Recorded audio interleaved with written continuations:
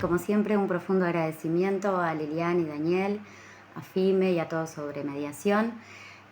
por la invitación a este cuarto seminario internacional de métodos alternativos de resolución de conflictos y mediación, y unas felicitaciones por el esfuerzo constante que hacen por difundir estas buenas prácticas en este ámbito. Hoy decidí hablarles en estos 15-20 minutos sobre el papel de la mediación y las prácticas restaurativas en la desnaturalización de la violencia como una necesidad que urge hoy en la educación del siglo XXI. Las instituciones educativas son espejo de la sociedad, eso lo sabemos, y en este sentido quería, para enmarcarlos un poquito en el tema, contarles de algunos datos que tengo por aquí. Fíjense que de UNESCO tenemos datos que afirman que el 30% de los alumnos de sexto de primaria sufre maltratos verbales constantes de sus pares. Y específicamente en esta misma línea hay una investigación de la Universidad de Montevideo de nuestro país, de Uruguay, que arroja que 1 de cada 2 alumnos padece algún tipo de acoso escolar. Evidentemente, esto es un ámbito educativo, un ambiente educativo que claramente no es acorde a los principios de convivencia que nosotros desearíamos, y seguramente ustedes me comentarán luego que no debe ser muy diferente a lo que viven ustedes en sus países. Entonces, esto de que la violencia se ha ido naturalizando, y no solo ante situaciones de conflicto, sino también al momento de relacionarse,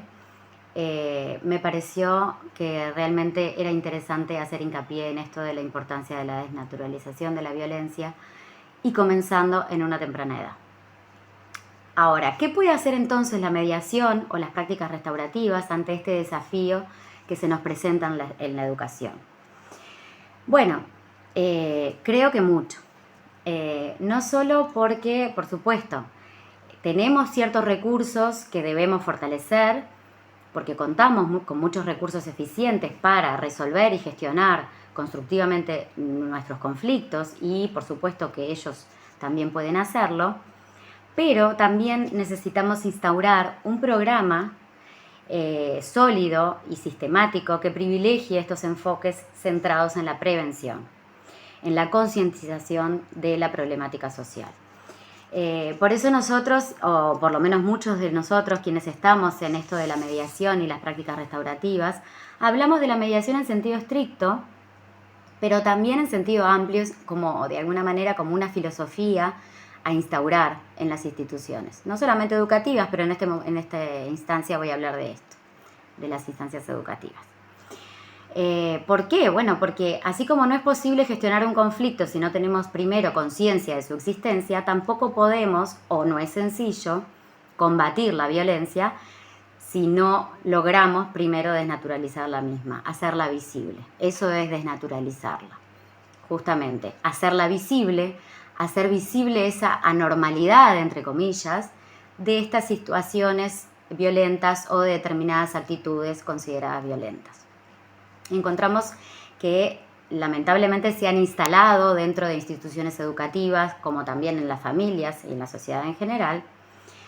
ciertas violencias indetectables, ya sea porque comenzaron siendo incidentes aislados que se comenzaron a repetir, o ya sea porque han sido justificadas por determinada situación. Esto es, bueno, me hicieron determinada cosa, lo justifico en una determinada acción violenta. Y ello es lo que no nos permite detenerla o impedir que luego se repitan, ¿sí? Esto del silencio ante la violencia genera de alguna manera una cierta legitimación de la misma, y eso es lo que tenemos que tratar de parar de alguna forma. La desnaturalización entonces implica una actividad programada conscientemente de reflexión sobre esas acciones violentas que se han llevado a cabo. Su objetivo es llevar adelante entonces un proceso que rompa, mediante esa reflexión, ciertos comportamientos e ideas que comenzaron a ser considerados normales a través de una repetición, en donde de alguna manera no hubo un espacio de cuestionamiento, sino que simplemente comenzó a repetirse, y al no haber esos espacios de reflexión, comenzaron a instaurarse.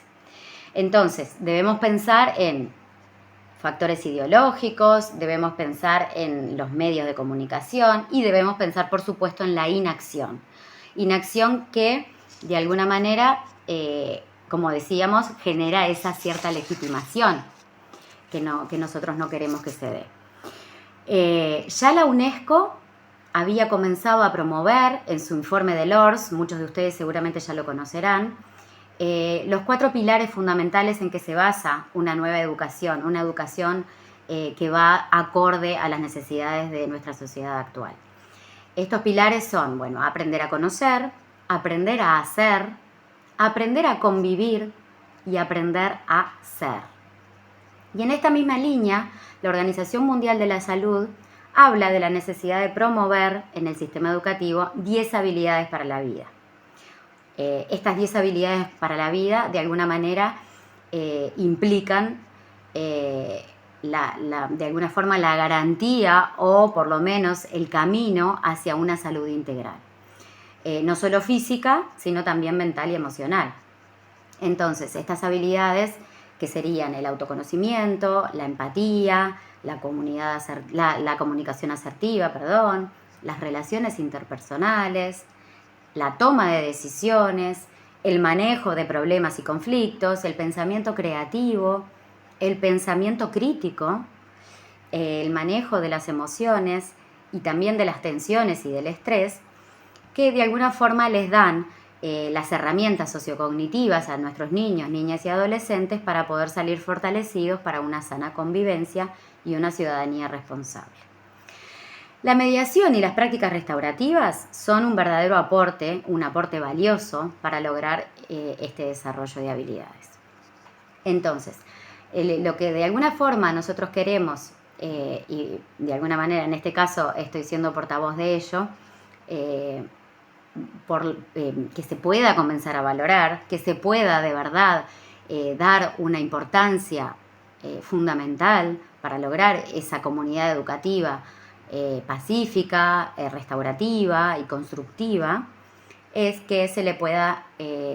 tomar desde un enfoque no solamente reactivo, sino también desde un enfoque proactivo, es decir, de prevención. Muchas veces a nosotros nos llaman, por supuesto, para apagar ciertos incendios. Sí, claro, porque generalmente cuando las papas queman, como decimos nosotros por acá, es cuando se nos está llamando para hacer algo. Pero la realidad es que cuando las papas queman o cuando necesitamos apagar incendios, utilizamos sí estas prácticas restaurativas en sentido estricto. ¿Sí? Por ejemplo, la mediación como un proceso de gestión de determinado conflicto en donde un tercero neutral, en este caso el mediador, el facilitador, neutral e imparcial, va a guiar a las personas involucradas en una comunicación colaborativa, voluntaria, confidencial, para que puedan resolver por ellos mismos la situación conflictiva de una manera respetuosa y lo más amigable posible, según ellos mismos entiendan que el acuerdo al que han llegado será justo para ellos. Lo mismo con las prácticas restaurativas. Las prácticas restaurativas, para quienes no han escuchado aún, se basan en la justicia restaurativa que surge hace ya muchos años como una respuesta evolutiva al delito. ¿Sí? De alguna manera se genera allí un espacio en donde el autor del delito pueda, en ese encuentro con la víctima y por supuesto con otros interesados según sea el caso, en dicho evento dañoso, puedan reflexionar, que pueda el autor del delito responsabilizarse por sus actos y que pueda, en la medida de lo posible, restaurar material o moralmente esa situación según los protagonistas entiendan más conveniente. No significa dejar las normas de lado, esto ahora luego lo vamos a conversar un poquito, pero lo importante es que puedan, de alguna manera, en ese encuentro, en ese espacio, con un enfoque más pedagógico, que puedan de alguna forma contar con una oportunidad para poder aprender de ello, que puedan buscar decidir voluntariamente y conjuntamente que este evento dañoso no los deje marcados, que no sea una forma de estigmatizar al autor del delito y que la víctima pueda darle un cierre a esa situación traumática, entre muchos otros beneficios que por el tiempo que tenemos no nos da para desarrollar mucho más.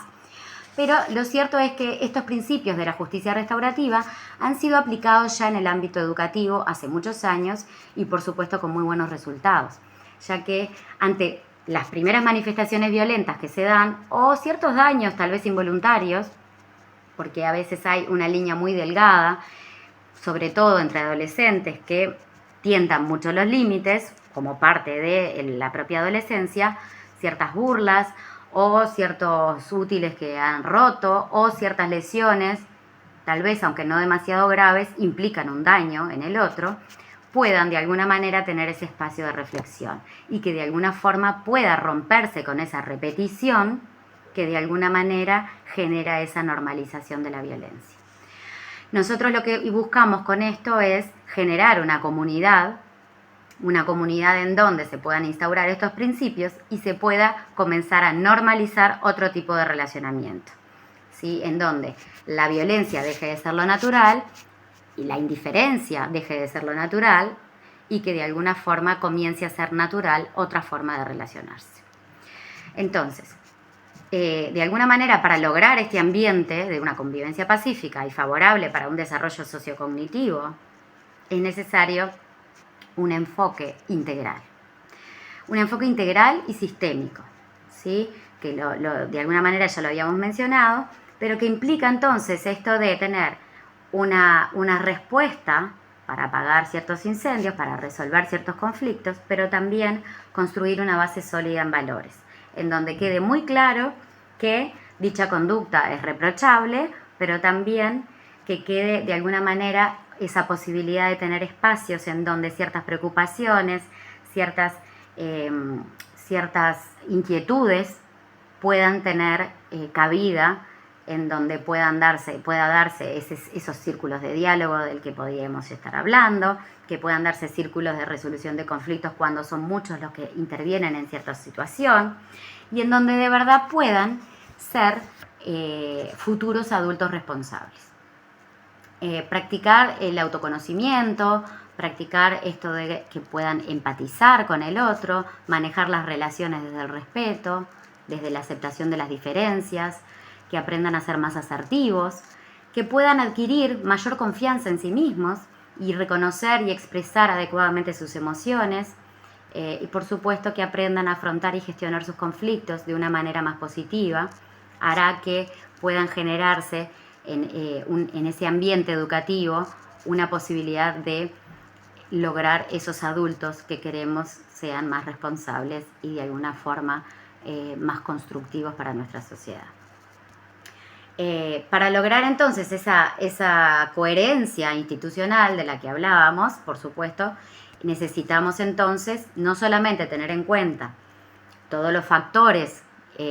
sociales, económicos y por supuesto los medios de comunicación de que hablábamos hoy, los juegos de computadoras, los juegos interactivos, pero también todos los actores que de alguna manera intervienen directa o indirectamente en esas instituciones educativas, ¿sí? Desde los alumnos, auxiliares, docentes por supuesto, directivos, familias, porque necesitamos también ese compromiso de las familias para que realmente se pueda generar un avance sólido y un avance sostenido en el tiempo y en donde podamos realmente ver ciertos resultados. En síntesis, entonces, para construir esta nueva realidad en una institución educativa, tendremos que tomar en cuenta ese enfoque proactivo, restaurativo, en donde se pueda dar un aprendizaje y un fortalecimiento de las habilidades para la vida, que aprendan a través de una buena comunicación, prevenir los conflictos que son evitables y que simplemente tienen que ver con la forma de relacionarse y no tanto con un interés que pueda ser incompatible, a través de espacios áulicos y recreativos, en donde se vaya generando esta incorporación de las mismas, y paralelamente instancias de sensibilización también con las familias y con los demás actores institucionales que necesitamos tener de nuestro lado. Y por otro lado, ese enfoque reactivo donde apoyar ciertas respuestas institucionales de modo que se perciba esa coherencia sistémica ante conflictos a resolver en concreto. Entonces, sensibilizar, fomentar el diálogo, fortalecer los vínculos, educar en principios de convivencia pacífica, desnaturalizar y condenar la violencia, por supuesto, a través de acciones concretas que van a ir, por supuesto, en paralelo con la aplicación de normas en cuanto sean aplicables, por supuesto, porque no estamos hablando tampoco de que dejan de existir las normas y que dejan de aplicarse las sanciones. Acá estamos hablando de una respuesta que va de la mano también de la aplicación de sanciones en caso de que sea necesario. ¿Sí? Pero entonces esta participación activa de todos los actores institucionales, ese desarrollo sostenido y repetido de estos principios para un diálogo respetuoso que cuide y fortalezca los vínculos y para una gestión de emociones y de sus conflictos de forma positiva, genera un verdadero y valioso aporte hacia una comunidad que forjará futuros adultos fuertes, confiados y responsables, que ya no querrán tener actitudes dañosas hacia los demás, no por miedo a la sanción, sino porque realmente hay una convicción moral, porque comprendieron los efectos de dichas acciones y porque comprendieron que no quieren ir más por esa vía, porque comprendieron realmente cuál es la realidad, la consecuencia que generaron en el otro. Ello redundaría, por supuesto, en una sociedad más justa, en una sociedad más pacífica para todos, que en realidad sería, sin duda, la sociedad que todos nosotros queremos. Bien, espero no haberme extendido demasiado, intenté ser lo más rápida posible. Muchas gracias nuevamente por esta oportunidad